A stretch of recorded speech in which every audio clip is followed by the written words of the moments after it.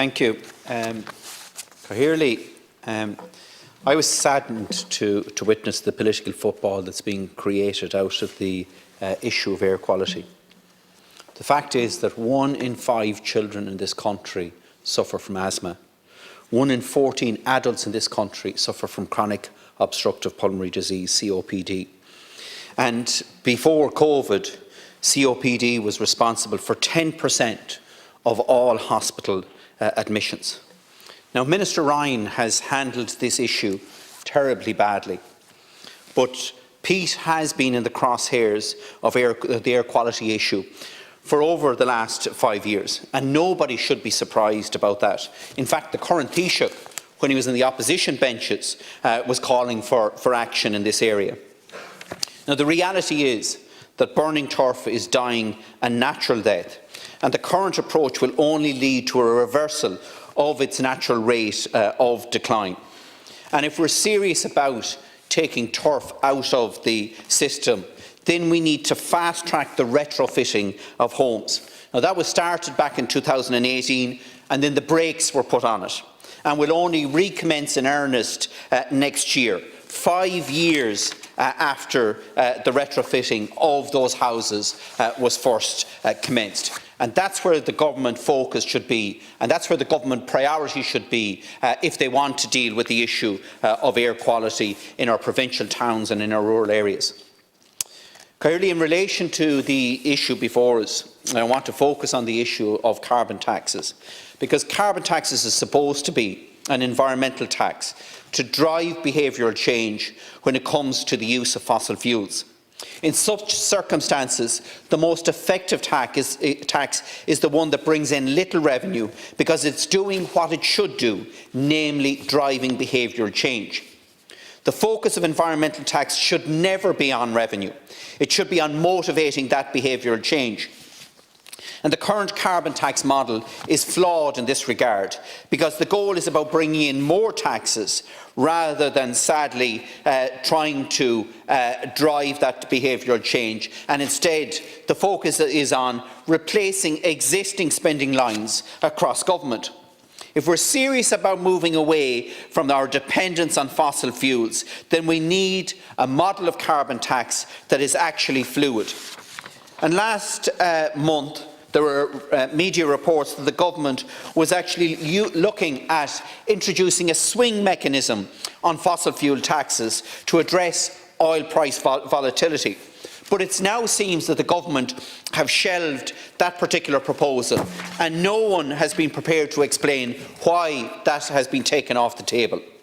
The reality is that we need a taxation model that takes into consideration the ever-changing cost of a barrel of oil.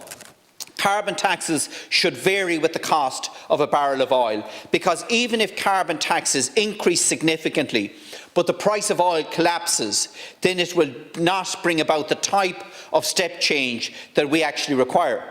For example, over a decade ago, it was believed that carbon taxes that were then introduced would drive the type of change that was needed to decarbonise our economies. That was based on a projected increase in the price of a barrel of oil before shale fracking technology and other factors distorted the market. So the price of Brent crude oil went from $114 per barrel in June 2014 to just $20 a barrel in January 2016, undermining that whole policy tool. At the opposite end of the spectrum, when the price of a barrel of oil increases sharply, this has a direct impact on the cost of living of families, as well as having a devastating impact on a small, open economy like ours. And we're seeing that impact here today because Ireland is more exposed than most EU countries to oil price volatility. Now, I've raised this issue specifically here with the Minister for Finance, Paschal Donohoe. I've raised it on numerous occasions in the past with him.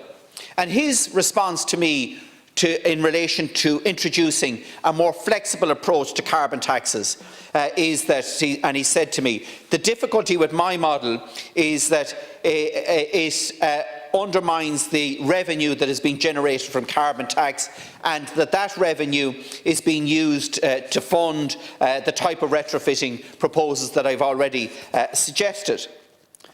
But the reality is that families are now having to decide between whether putting food on the table or putting fuel in to heat their homes because of this particular approach to government taxation, which is about taxing the vulnerable and poor to pay for the retrofitting of homes across this country.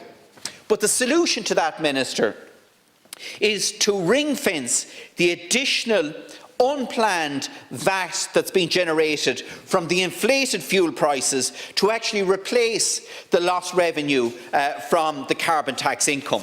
And that is a way to ensure that people are not paying excessive carbon taxes when the price of fossil fuels increase, while at the same time securing the revenue to carry out the retrofitting of homes.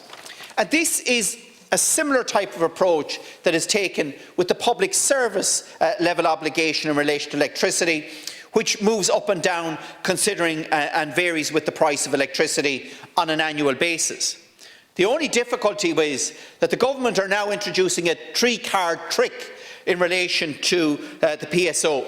They have announced with great fanfare that this is going to be reduced to zero from October. What they have failed to say is that people are now today paying for a PSO levy that is no longer required, and they have to wait until next October to start actually getting that money back. That PSO should be stopped today.